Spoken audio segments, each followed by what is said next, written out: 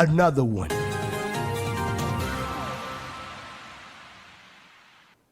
All right, so this one says, so how do we effectively manage the vulnerabilities when trying to implement DevSecOps? Let's say we've done our scanning in our pipelines, etc., and we want to move to staging. There's still a vulnerability that's within risk appetite but requires risk acceptance. If it's granted to the team, if it's granted, the team has 30 days to remediate post go live. So a manual engagement with VM and risk at this point is overly cumbersome and can take some time to get sorted. What is a better workflow? Currently, it's required that the dev team will raise a request to risk accept via the chosen VM tooling. I'm wondering if something like Defect Dojo could help. I don't know what any of what I just read means, but I'm sure you have a good concept of it. So go ahead. I'm just gonna mute myself because I feel so inadequate right now, and you just go ahead and you just lay it on us. All right. I'm starting up the timer. So, Um, can you bring me that question one more time, because the risk acceptance and the pipeline is where okay. I kind of lost. All right. It says, let's say we've done our scanning in our pipelines, etc., and we Mm-hmm. want to move to staging. There's still a Mm-hmm. vulnerability that's within risk appetite, but Mm-hmm. requires risk acceptance. If it's granted, the team has 30 days to remediate post go live. All right, you got that? Hold on, 30 days. To remediate post go live. See, Socks is taking notes. 30 days to remediate. Post go live. Okay. It's already within risk appetite. Uh, yes. There's still a vulnerability that's within risk appetite, but that requires the risk assessment or acceptance, risk acceptance.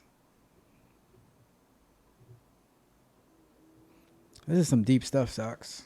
This is what you deal with on a But daily basis. requires risk acceptance. Shoot, need more data. To be fair. Okay, so after that, can you give me the rest of it? Yep, it says a manual engagement with VM and risk at this point is overly cumbersome and can take some time to get sorted. All right. Okay. So now Okay. they're asking. So here's a question: what is a better workflow or a better flow? Right.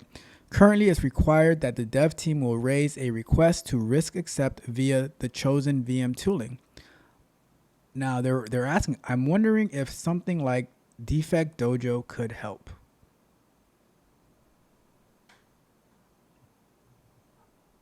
So, okay. So, based upon what was explained to me as the problem set, the pro- I can't really hear you. they have an issue. Said issue is within the risk appetite there, but in order to engage it, they're going to need to gain risk acceptance from the owner or from the system owner. Um, Manual implementation is going to be cumbersome, and they're thinking that another security platform or DevOps tool may be more useful versus the way that they're versus going through the current process that they're doing for staging and remediation of this problem. Um, I don't, I would need to know a little bit more about it to give any type of reasonable input. Uh, but also, I'd like to be very clear that this is an area where yes, I would have some some experience in, but not super deep. So I don't want to BS the answer and be putting out here bad information. But I would need to know a little bit more information in order for me to provide any type of useful data from that. Are you? But if you're considering the utilization of another tool, that tool has that tool already been accepted um, within the current environment? Is that going to require a change request for implementation of that of that tool? Is it something that's already been used in some of the other business verticals? Like it's a little bit of information that I would need to know a little bit more for. But it sounds like a cool tool. I have heard of it before, but I don't have any experience using it. And Natasha said, an, an alternative to VM that can be deployed and leveraged within 30 days post marketing time window is what I understood.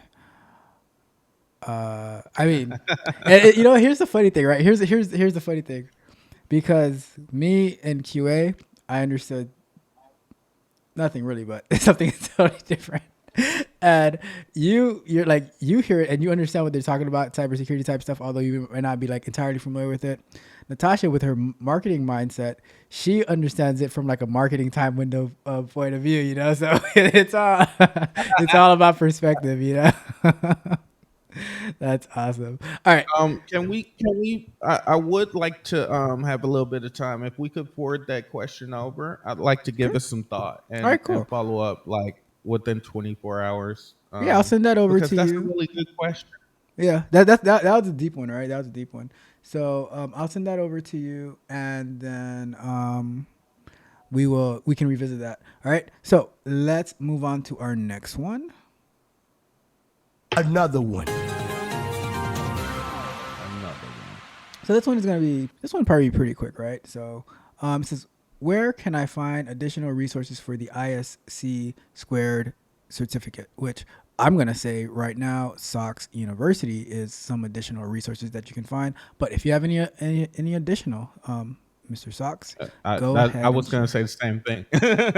I was gonna say the same thing. So let me answer. But Let me ask the full question though first, right? So it says, so they plan on taking the CC as their first cybersecurity test, or by their first security cert by the end of next week. They're going over someone Mike Chappell's LinkedIn course and matching it up with exam objectives to cover content. So, what are some additional resources that they should use after covering content? Are there some best practice exam sources, general exam advice, stuff to that extent? This is our first ISC squared cert. They have no familiarity with their pattern. So, any insight that you can provide? I am putting 3 minutes up on the clock because I forgot last time. Go for it. all right, so based upon what I understand about the ISC squared, they're like a light version of the CISSP. Um and so it's domain focused, I believe. So um I think, gosh, the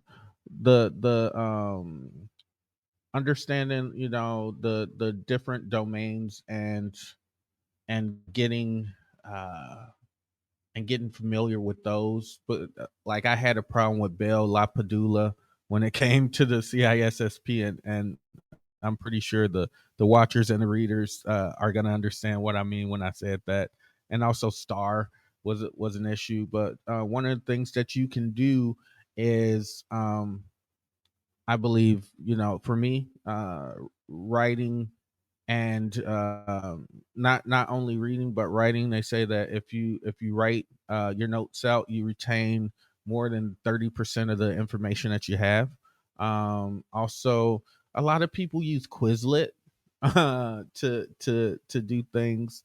I'm a big fan of people, like, if you have code friends or if you understand a little bit of Python, building yourself a little flashcard thing that pops up every 20 minutes to ask you a question on one of the five domains. I think five or six domains in that CC program. Um, uh, as far as like testing platforms and things like that. If I'm not mistaken, uh, they give you access to their environment. But one of the things that I would focus on is any material that you have that they provided is going to be a pretty solid spot. And I think it's like if you can start to work on time testing, that time when you go and take any type of certification, it's about the pressure of time and how you manage your time can greatly impact your success, right? So if it's, I don't know how many questions, but let's say you had 180 questions and it was like 2 minutes a question.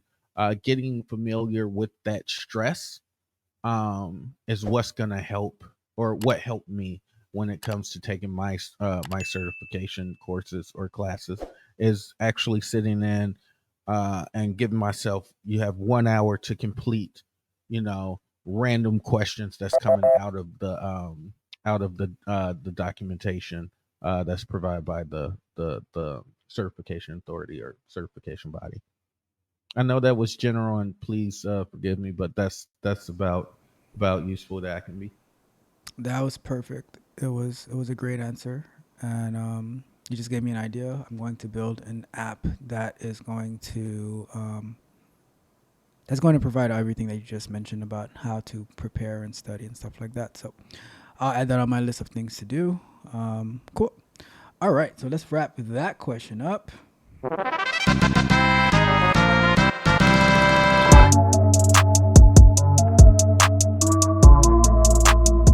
If you enjoyed the fascinating information shared in this video and you want more, be sure to hit the subscribe button to Tech Coach Ralph to be notified for new videos.